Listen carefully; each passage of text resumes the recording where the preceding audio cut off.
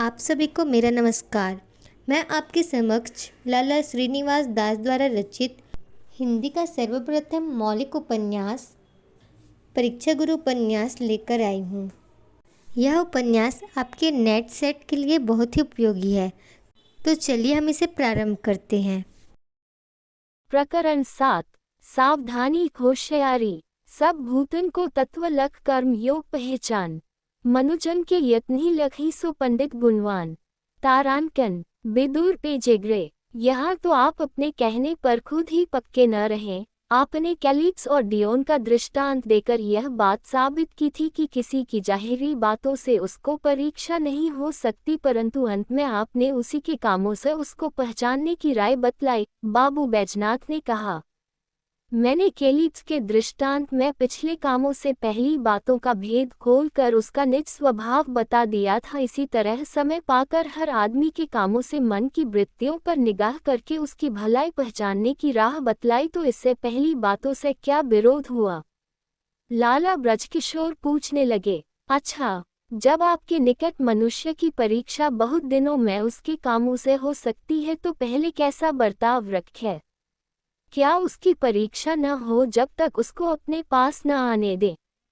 लाला मदन मोहन ने पूछा। नहीं, केवल संदेह से किसी को बुरा समझना अथवा किसी का अपमान करना सर्वथा अनुचित है, परंतु किसी झूठी बातों में आकर ठगा जाना भी मूर्खता से खाली नहीं। लाला ब्रजकिशोर कहने लगे, महाभारत में कहा है, मन न भरे पत्याहु जिन पत्याहु अति नाही। भेदी सो भय हो थी जरुख्रे छिन माही। तारांकन इस कारण जब तक मनुष्य की परीक्षा न हो साधारण बातों में उसके जाहिरी बर्ताव पर दृष्टि रखनी चाहिए, परंतु जोखों के काम में उससे सावधान रहना चाहिए। उसका दोष प्रकट होने पर उसको छोड़ने में संकोच न हो, इसलिए अपना भेदी बनाकर उसका आसान उठाकर अथवा किसी तरह की लिखावट और जबान से उसके बसवर्ती होकर अपनी स्वतंत्रता न खोवे। यद्यपि किसी के विचार में छल बल्कि प्रतिज्ञाओं का निभाना आवश्यक नहीं है, परंतु प्रतिज्ञा भंग करने की अपेक्षा पहले विचार कर प्रतिज्ञा करना हर भांत अच्छा है। ऐसी सावधानी तो केवल आप लोगों ही से हो सकती है जो दिन रात इन्हीं बातों के चारा विचार में लगे रहे। लाला मदन मोहन ने हंसकर कहा, मैं ऐसा सावधान नहीं हूँ, परंतु हर काम के लिए सावधानी की बहुत जरूरत है। लाला ब्रजकिशोर कहने लगे, मैं अभी मन की वृत्तियों का हाल कहकर अच्छे बुरे मनुष्यों की पहचान बता चुका हूँ, परंतु उनमें से धर्म प्रवृत्ति की प्रबलता रखने वाले आदमी भी सावधानी बिना किसी काम के नहीं है, क्योंकि वे बुरी बातों को अच्छा समझकर धोखा खा जाते हैं। आपने सुना होगा कि हीरा और कोयला दोनों में कार्बन है और उनके बनने की रासायनिक क्रिया भी एक सी है और दोनों में कार्बन रहता है। केवल इतना अंतर है, हीरे में निरा कार्बन जमा रहता है और कोयले में उसकी कोई खास सूरत नहीं होती। जो कार्बन जमा हुआ दृढ़ रहने से बहुत कठोर, स्वच्छ, श्वेत और चमकदार होकर हीरा कहलाता है, वही कार्बन परमाणुओं के फैल फुट और उलट पुलट होने के कारण काला, झिरझिरा, बोडक और एक सूरत में रहकर कोयला कहलाता है। यही भेद अच्छे मनुष्यों में और अच्छी प्रकृति वाले सावधान मनुष्यों में है। कोयला बहुत सी जहरीली और दुर्गंधित हवाओं को सोख लेता है, अपने पास की चीजों को गलने सड़ने की हानि से बचाता है और अमोनिया इत्यादि के द्वारा वनस्पति को फायदा पहुंचाता है। इसी तरह अच्छे आदमी दुष्कर्मों से बचते हैं, परंतु सावधानी का योग मिले बिना हीरा की तरह कीमती नहीं हो सकते। मुझे तो यह बातें मनःकल्पित मालूम होती हैं, क्योंकि संसार के बर्ताव से इनकी कुछ विध नहीं मिलती। संसार में धनवान कुपड़, दरिद्री पंडित, पापी सुखी, धर्मात्मा दुखी, असावधान अधिकारी, सावधान आज्ञाकारी भी देखने में आते हैं। मास्टर शंभुदयाल ने कहा, इसके कई कारण हैं। लाला ब्रजकिशोर कहने लगे, मैं पहले कह चुका हूँ कि ईश्वर के नियमानुसार मनुष्य जिस समय विषय में भूल करता है, बहुधा उसको उसी विषय में दंड मिलता है। जो विद्वान दरिद्री मालूम होते हैं वह अपनी विद्या में निपुण है, परंतु सांसारिक व्यवहार नहीं जानते अथवा जानबूझकर उसके अनुसार नहीं बरतते।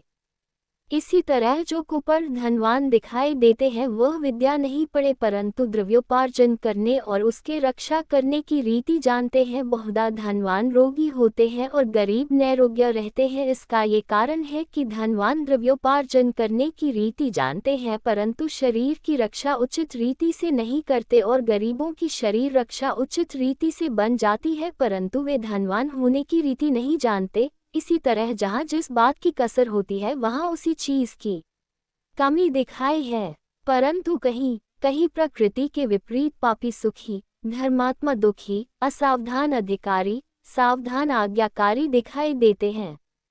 इसके दो कारण हैं। एक ये है कि संसार को वर्तमान दशा के साथ मनुष्य का बड़ा दृढ़ संबंध रहता है, इसलिए कभी कभी औरों के हेतु उसका विपरीत भाव हो जाता है। जैसे माँ बाप के विरसे से द्रव्य, अधिकार या ऋण रोगादि मिलते हैं, अथवा किसी और की घरी हुई दौलत किसी और के हाथ लग जाने से उसका मालिक बन बैठता है, अथवा किसी अमीर की उदारता से कोई नालायक धनवान बन जाता है, अथवा किसी पास पड़ोसी की गफलत से अपना सामान जल जाता है, अथवा किसी दयालु विद्वान के हितकारी उपदेशों से कुपर मनुष्य विद्या का लाभ ले सकते हैं, अथवा किसी बलवान लुटेरे की लूटमार से कोई गृहस्थ बेसबौफ धन और तंदुरुस्ती खो बैठता है। और ये सब बात लोगों के हक में अनायास होती रहती है, इसलिए इनको सब लोग प्रारब्ध फल मानते हैं। परंतु ऐसे प्रारब्धी लोगों में जिसको कोई वस्तु अनायास मिल गई पर उसके स्थिर रखने के लिए उसके लायक कोई वृत्ति अथवा सब वृत्तियों की सहायता स्वरूप सावधानी ईश्वर ने नहीं दी, तो वह चीज को अंत में अपनी स्वाभाविक वृत्तियों की प्रबलता से वह वस्तु अधिक हुई तो उसमें उन वृत्तियों का नुकसान गुप्त रहकर समय पर ऐसे प्रकट होता है जैसे बचपन की बेमालूम चोट बड़ी अवस्था में शरीर को निर्बल पाकर अचानक कसक उठे,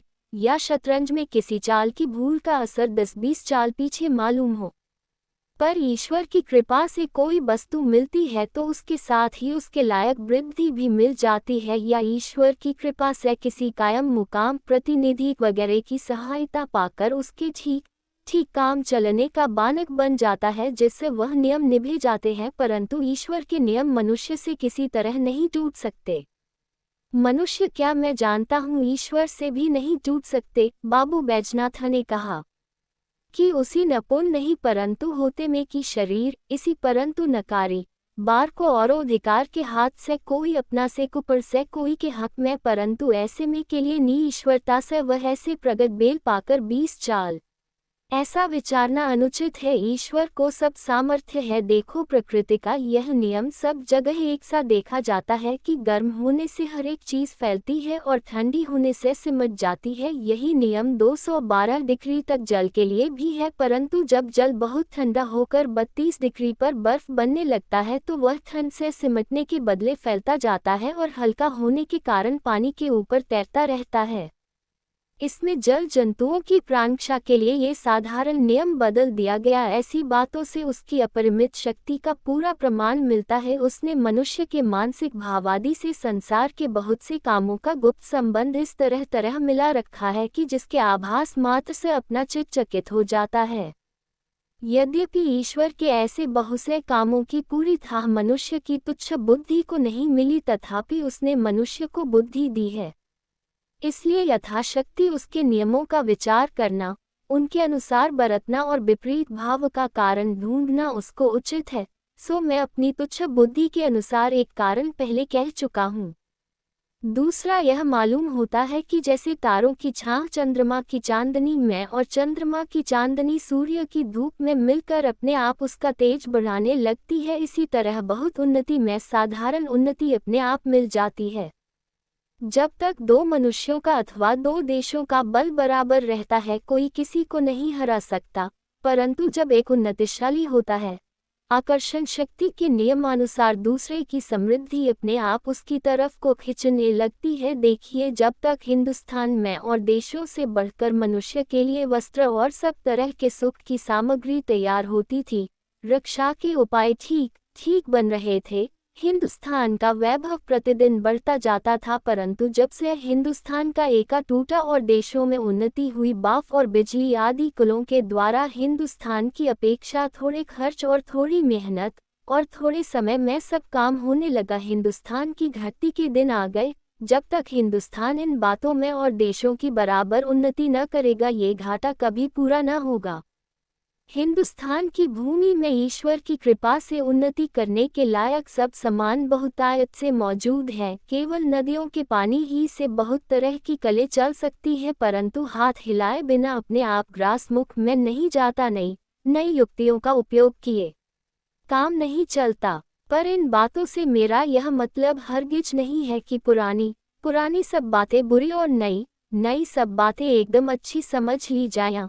मैंने ये दृष्टांत केवल इस विचार से दिया है कि अधिकार और व्यापार आदि के कामों में कोई युक्ति किसी समय काम की होती है, वह भी कालांतर में पुरानी रीति भाग पल जाने पर अथवा किसी और तरह की सूधी राह से निकल आने पर अपने आप निरर्थक हो जाती है, और संसार के सब कामों का संबंध परस्पर ऐसा मिला रहता है कि एक की उन्नति अवनति का असर दूसरों पर तत्काल हो जाता है। इस कारण एक सावधानी बिना मन की वृत्तियों की ठीक होने पर भी जमाने के पीछे रह जाने से कभी अपने आप अवनति हो जाती है, और इन्हीं कारणों से कहीं प्रकृति के विपरीत भाव दिखाई देता है। इससे तो ये बात निकली कि हिंदुस्तान में इस समय कोई सावधान नहीं है। मुंशी चुन्नीलाल ने कहा, नहीं, वह बात हरगिज नहीं है, परंतु सावधानी का फल प्रसंग के अनुसार अलग होता है। लाला ब्रजकिशोर कहने लगे, तुम अच्छी तरह के विचार कर देखोगे तो मालूम हो जाएगा कि हर एक समाज का मुखिया कोई निरा विद्वान अथवा धनवान नहीं होता, बल्कि बहुधा सावधान मनुष्य होता है, और जो खुशी बड़े राजा उनको अपने बराबर वालों में प्रतिष्ठा लाभ से होती है, वही एक गरीब से गरीब लकड़हारे को भी अपने बराबर वालों में इज्जत मिलने से होती है। और उन्नति का प्रसंग हो तो वह धीरे धीरे उन्नति भी करता जाता है, परंतु इन दोनों की उन्नति का फल बराबर नहीं होता, क्योंकि दोनों को उन्नति करने के साधन एक से नहीं मिलते। मनुष्य जिन कामों में सदैव लगा रहता है अथवा जिन बातों का बार बार अनुभव करता है, बहुधा उन्हीं कामों में उसकी बुद्धि दौड़ती है, और किसी सावधान मनुष्य की बुद्धि किसी अनूठे कामों में दौड़ी भी तो उसे काम में लाने के लिए बहुत करके मौका नहीं मिलता। देश की उन्नति अवनति का आधार वहाँ के निवासियों की प्रकृति पर है। सब देशों में सावधान और असावधान मनुष्य रहते हैं, परंतु जिस देश के बहुत मनुष्य सावधान और उद्योगी होते हैं उसकी उन्नति होती जाती है, और जिस देश में असावधान और कमकस विशेष होते हैं उसकी अवनति होती जाती है। हिंदुस्तान में इस समय और देशों की अपेक्षा सच्चे सावधान बहुत कम हैं, और जो हैं वे द्रव्य की असंगति से अथवा द्रव्यवानों की अज्ञानता से अथवा उपयोगी पदार्थों की अप्राप्ति से अथवा नई युक्तियों के अनुभव करने की कठिनाइयों से निरर्थक से हो रहे हैं, और उनकी सावधानता बन के फूलों की तरह कुछ उपयोग किए बिना बूथा नष्ट हो जाती है। परंतु हिंदुस्तान में इस समय कोई सावधान न हो, ये बात हरगिज नहीं है। मेरी जान तो आजकल हिंदुस्तान में बराबर उन्नति होती जाती है।